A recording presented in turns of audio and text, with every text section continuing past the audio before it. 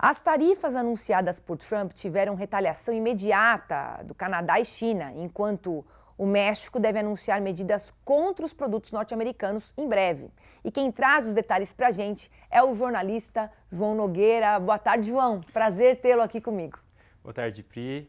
Bem-vinda de volta. Boa tarde a todos que acompanham o Mercado e Companhia nesta quarta-feira. Se essa situação envolvesse só o México e os Estados Unidos, já poderia ser considerado, Pri, uma novela aí com enredo de dramalhão mexicano, né? Mas vai muito além. A gente está falando de México e Canadá, que são os dois principais parceiros econômicos, né, comerciais dos Estados Unidos, além da China, que é a segunda maior potência econômica, brigando exatamente com os Estados Unidos pela hegemonia, né, do comércio e também da economia global.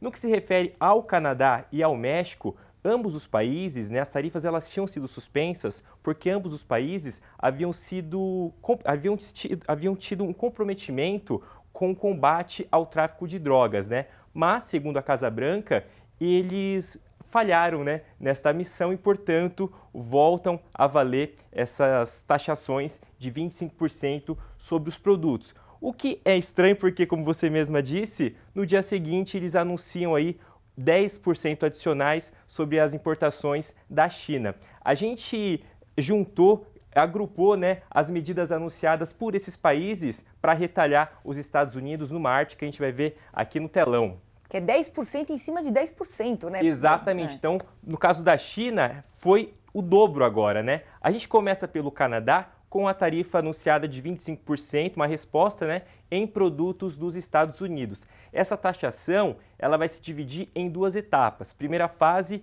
30 bilhões de dólares canadenses, né, em produtos americanos, que já passa a valer imediatamente, e a segunda fase, que entra em vigor em 21 dias, envolvendo 125 bilhões de dólares canadenses, somando tudo isso aqui, 155 bilhões de dólares canadenses, né, em produtos norte-americanos. A China, aí o caso da China já é um pouco diferente, né? A China está focando nas exportações de produtos agropecuários norte-americanos. Então a gente tem aí taxação em algodão, frango, milho e trigo em 15%, carne bovina e de porco, frutas, laticínios, soja e vegetais em 10%. Então aqui nós temos as duas respostas, né, de Canadá e China. Enquanto o México ainda prepara sua resposta. A presidente do México, a Claudia Sheinbaum, ela condenou as tarifas impostas pelo Donald Trump e prometeu anunciar então uma taxação em breve. De acordo com jornalistas internacionais, essa taxação deve ser anunciada já no próximo domingo, tá bem? O que a gente tira disso, né? O que os especialistas acreditam? Que essa tentativa do Trump pode se virar contra a população norte-americana, porque pode ter agora uma elevação do custo de vida, elevação da inflação, porque se o Trump não sentar para negociar, já que ele se diz o grande negociador, né, quem pode sofrer com isso tudo que o governo americano está colocando é a própria população do país, Pri. E eu só sei de uma coisa, viu, João? Eu saí de férias, né, há pouco menos de um mês, voltei e a manchete é o tarifaço. A gente tem que ficar de olho. Obrigada, viu? Mais uma vez aqui, bom estarmos juntos e parabéns pela sua excelente aqui estadia no Mercado e Companhia. Sempre bom estar com você, Pri, bem-vinda de volta. Um abraço. Um abraço. E ontem, durante o discurso, né, o Trump fez críticas ao Brasil, dizendo que o nosso país é um dos que mais tarifam e que a partir do dia 2 de abril ele vai aplicar a reciprocidade das tarifas. Dados oficiais que analisam o fluxo comercial entre Brasil e Estados Unidos mostram que a tarifa média do Brasil para o mundo é de 11%, enquanto para os Estados Unidos é de menos de 5%. Mais de 48% das importações de bens americanos que entram no Brasil não pagaram qualquer taxa, que representa aí cerca de 15 bilhões de dólares. As informações são do portal UOL. Nós vamos abordar essas declarações de Trump sob a análise, claro, do nosso comentarista Miguel Daoud. Daoud, qual que vai ser a resposta, tá, do governo brasileiro? Essas medidas tarifárias de Trump podem prejudicar o Brasil? E mais que eu te pergunto, quais serão os impactos para os produtos do agronegócio? A gente viu aqui essa comparação, conversamos sobre essa notícia também do portal UOL, porque nem é tanta tarifa assim do Brasil, é ou não é, hein, Daoud? Bem-vindo. Obrigado, Priscila. Bem-vinda você de volta aqui no Mercado e Companhia. Já estava com saudades de você. E parabéns ao João pela apresentação que fez há pouco a respeito das tarifas, né, que serão aplicadas. Nós entendemos muito bem como será o impacto em relação a isso. Mas vamos lá, Priscila. Você colocou muito bem. O Brasil hoje tem uma tarifa em relação aos Estados Unidos na casa aí de 4,5%, né? Enquanto os Estados Unidos têm, em relação ao Brasil, 2,5%. Então, não é esse absurdo, né, que o Trump fala, que o Brasil é um dos países que mais taxa, não é nada disso. Por outro lado, também, o fluxo de comércio do Brasil com os Estados Unidos nos últimos 10 anos, os Estados Unidos tiveram aí um superávit de 100 bilhões de dólares. 100 bilhões de dólares. Foi um dos melhores superávit, né, na balança comercial americana nos últimos anos com o Brasil. Então, portanto, vamos tentar interpretar essa colocação do presidente. Parece que ele fala muitas vezes, né, alegou ontem, inclusive, que os americanos morreram na construção do Canal do Panamá. Não. Quem morreu foram os franceses. 22 mil franceses, né, morreram ali de febre, de doenças, né, tropicais que não eram conhecidas. Então, essas coisas te deixam meio desnorteado, né? Nós estamos falando do presidente da maior potência mundial, né?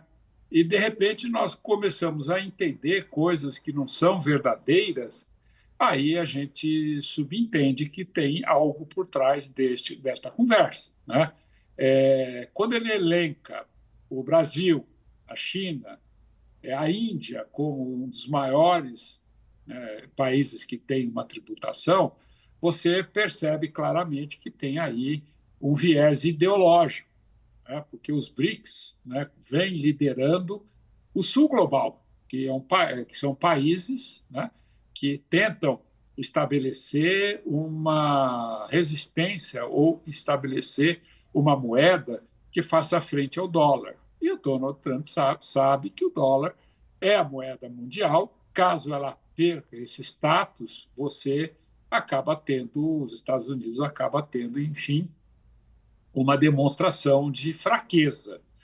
Essas decisões, Priscila, eu fico muito preocupado com isso, porque, sem dúvida nenhuma, os Estados Unidos é uma grande potência e o que o Trump vem fazendo coloca em risco toda a economia mundial. A economia mundial hoje ela tem uma certa sustentabilidade em relação ao fluxo de comércio, né? Essa questão tarifária vai aumentar a pobreza, né? E se os países hoje do planeta se tornarem pobres, sem dúvida, os Estados Unidos continuarão sendo o rei desta favela econômica no planeta. Mas você não entende, eu particularmente não consigo entender essa atuação, como o João bem colocou. A inflação vai tomar conta dos Estados Unidos, o Fed americano, que é independente, vai aumentar a taxa de juros. Aumentando a taxa de juros, você acaba criando uma situação perigosa no planeta. Essa questão tarifária, logo após a crise de 29, né, que foi a quebra da Bolsa de Valores de Nova York, o governo da época aumentou as tarifas neste patamar. E aí foi o momento em que os Estados Unidos entrou numa recessão, aliás, numa estagflação, com economia estagnada, inflação, juros altos, que só veio se recuperar após o término da Segunda Guerra Mundial. Então, a gente vive um momento que o Donald Trump mistura questão ideológica com questão técnica, que isso, evidentemente, não vai dar certo. Mas o Alckmin vai levar exatamente para o secretário americano essa discussão que nós estamos tendo aqui. Dizer, olha, nós não temos a tarifa mais alta, nossa tarifa média com vocês é de 4,5%, a de vocês com a gente de 2,5%, e vocês tiveram um superávit de 100 bilhões na balança comercial nos últimos 10 anos. Então, o Brasil não aproveita faz os Estados Unidos de bobo. O Brasil realmente, talvez, se tenha um bobo nessa história, estou dizendo como ele coloca, que esses países fazem os Estados Unidos de bobo.